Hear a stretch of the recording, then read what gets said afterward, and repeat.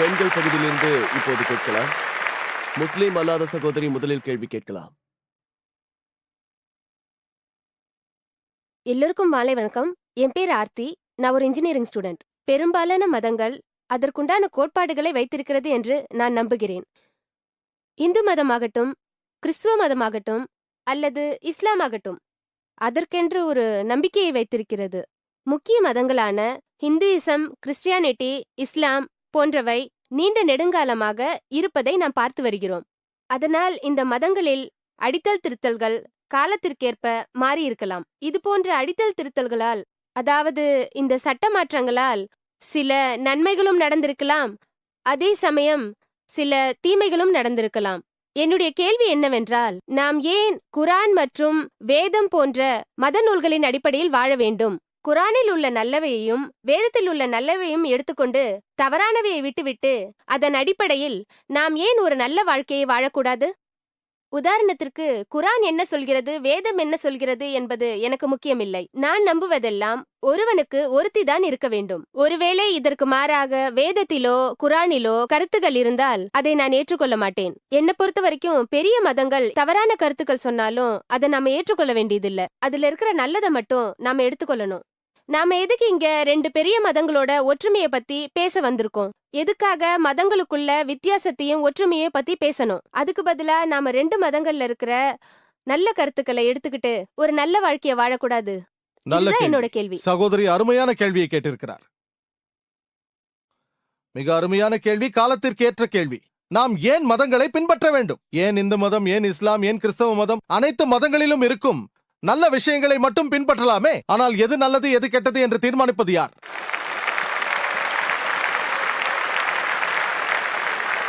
உதாரணத்திற்கு, அமெரிக்காவில் குட்டைப்பாவாடை அணிவது வழக்கம். மேற்கத்திய நாடு, அது நாகரீகம். அங்கு இருப்பவர்களுக்கு குட்டைப்பாவாடை அணிவது நாகரீகமாக தெரிகிறது. அதுவே இங்கு சென்னையில் ஒரு பெண் குட்டைப்பாவாடை அணிந்து கொண்டு சென்றால் அதை அநாகரீகம் என்பீர்கள். நீங்களும் தான் சகோதரி, நீங்களும் அப்படித்தான் சொல்வீர்கள்.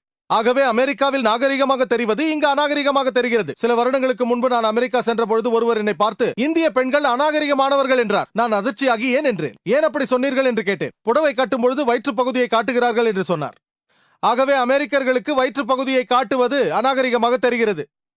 ஆகவே யார் தீர்மானிப்பது? நீங்கள் சில முஸ்லிம் நாடுகளுக்கு சென்றால், அதாவது அரபு நாடுகளுக்கு, ஒரு பெண்ணை பார்ப்பதையோ கூர்ந்து கவனிப்பதையோ அநாகரிகம் என்பார்கள். இங்கு நாம் ஒரு பெண்ணை பார்க்கலாம், பேசலாம், தொடாமல் இருக்கும் வரை அநாகரிகம் இல்லை என்பார்கள். ஆகவே வரவேற்கும் பொழுது தொடாமலே வணக்கம் என்போம். மேற்கத்திய நாடுகளில் சாதாரணமாக கை குலுக்கிக் கொள்வார்கள். ஒரு ஆணும் பெண்ணும் கை குலுக்கிக் கொள்வது அங்கு நாகரிகமான ஒரு விஷயம்.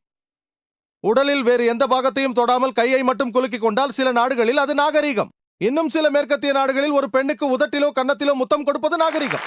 சில மேற்கத்திய நாடுகளில் ஒரு ஆணும் பெண்ணும் சேர்ந்து என்ன வேண்டுமானாலும் செய்யலாம். இருவரின் சம்மதத்தோடு நடந்தால் அது நாகரிகம். நீங்கள் சொல்லுங்கள், யார் தீர்மானிப்பது? யார் முடிவெடுப்பது? அமெரிக்காவில் நிர்வாண கடற்கரைகள் உள்ளன. 2 மாதத்திற்கு முன்பு டைம்ஸ் ஆஃப் இந்தியாவில் ஒரு கப்பலை பற்றி படித்தேன். ஒரு புது கப்பல், நிர்வாண கப்பல். கப்பலில் இருக்கும் அனைவரும் நிர்வாணமாக இருப்பார்கள். அவர்களுக்கு அது நாகரிகம். யார் தீர்மானிப்பது? தீர்மானிக்க அதிகாரம் பெற்றவன் நம்மை படைத்தவன் மட்டும்தான். எது சரி எது தவறு என்பதை யார் தீர்மானிப்பது என்று கேட்கிறேன். யார் முடிவெடுப்பார்கள்? நல்ல விஷயங்களை மட்டும் எடுத்துக் கொள்ளுங்கள் என்று நீங்கள் சொல்வதை நான் ஏற்கிறேன். நான் முழுமையாக ஏற்றுக்கொள்கிறேன். மதங்களின் நல்ல விஷயங்களை தேர்ந்தெடுங்கள். அதைத்தான் நான் செய்துள்ளேன். வேதங்களில் இருக்கும் நல்ல விஷயங்களை தேர்ந்தெடுத்துள்ளேன்.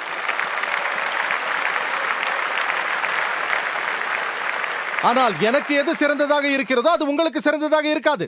அதுதான் பிரச்சனை. நான் இந்த மேடையில் இருந்து சவால் விடுகிறேன். இங்கிருக்கும் அனைவருக்கும் சவால் விடுகிறேன். இஸ்லாத்தின் எந்த ஒரு நியதியும் மனித இனத்திற்கு தீங்கு விளைவிக்கும் என்று நிரூபிக்க முடியுமா? கூறுங்கள்.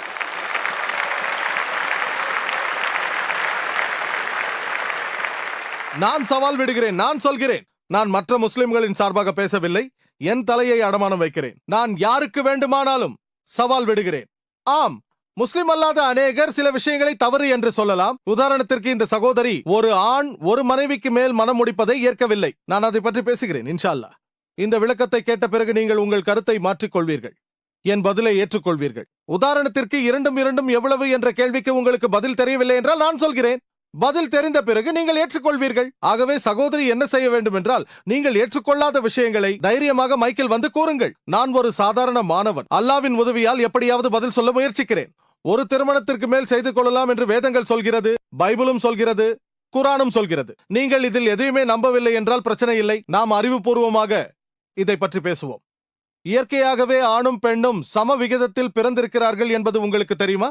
இயற்கையாகவே சம விகிதத்தில் ஆணும் பெண்ணும் பிறந்திருக்கிறார்கள். ஆனால் ஒரு குழந்தை மருத்துவ நிபுணரை கேட்டால் அவர் உங்களுக்கு தெளிவாக பதில் அளிப்பார், ஒரு பெண் குழந்தை ஆண் குழந்தையை விட நோய் கிருமிகளை எதிர்த்து போராட அதிக வல்லமை பெற்றது என்று. ஆகவே குழந்தை பருவத்திலேயே பெண் குழந்தையை விட ஆண் குழந்தைகள் அதிகமாக இறந்து போகிறார்கள். ஆகவே குழந்தை பருவத்திலேயே பெண்கள் ஆண்களை விட அதிகமாக இருக்கிறார்கள். காலப்போக்கில் புகைப்பிடிப்பதால் மரணம், குடிப்பதால் மரணம், விபத்தினால் ஏற்படும் மரணம், போரினால் ஏற்படும் மரணம், பெண்களை விட ஆண்கள் அதிகமாக இறந்து போகிறார்கள். இன்று உலகத்தில் ஆண்களை விட பெண்கள் கோடிக்கணக்கில் அதிகமாக இருக்கிறார்கள். நம் இந்திய நாட்டை போல ஒரு சில நாடுகளில் மட்டும்தான் பெண்களின் எண்ணிக்கை ஆண்களை விட குறைவாக இருக்கிறது. ஏனென்று தெரியுமா? பெண் சிசு வதைதான் காரணம்.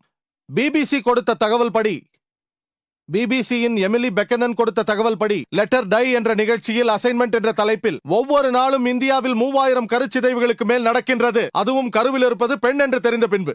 ஆகவே கருவில் இருப்பது பெண் என்று தெரிந்த பிறகு 10 லட்சம் கருச்சிதைவு ஒவ்வொரு வருடமும் இந்தியாவில் நடக்கின்றது. இந்த கொடிய வழக்கத்தை நிறுத்தினால் தமிழக அரசு மருத்துவமனைகளில் கொடுக்கப்பட்ட புள்ளி விவர கணக்குப்படி பார்த்தோமேயானால் உயிருடன் பிறக்கும் 10 பெண் குழந்தைகளில் 4 பேரை கொன்று விடுகிறார்கள். இது சரியா?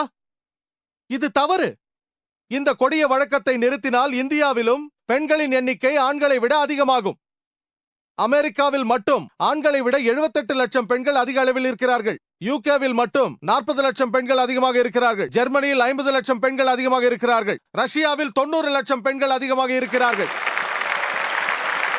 இந்த உலகத்தில் ஆண்களை விட எத்தனை பெண்கள் அதிகமாக இருக்கிறார்கள் என்பது இறைவனுக்கு தான் தெரியும். ஒருவேளை சகோதரி, ஒரு வாதத்திற்காக கேட்கிறேன், என்னுடைய சகோதரி அமெரிக்காவில் இருப்பதாக வைத்துக் கொள்வோம், அல்லது உங்கள் சகோதரி அமெரிக்காவில் இருப்பதாக வைத்துக் கொள்வோம்.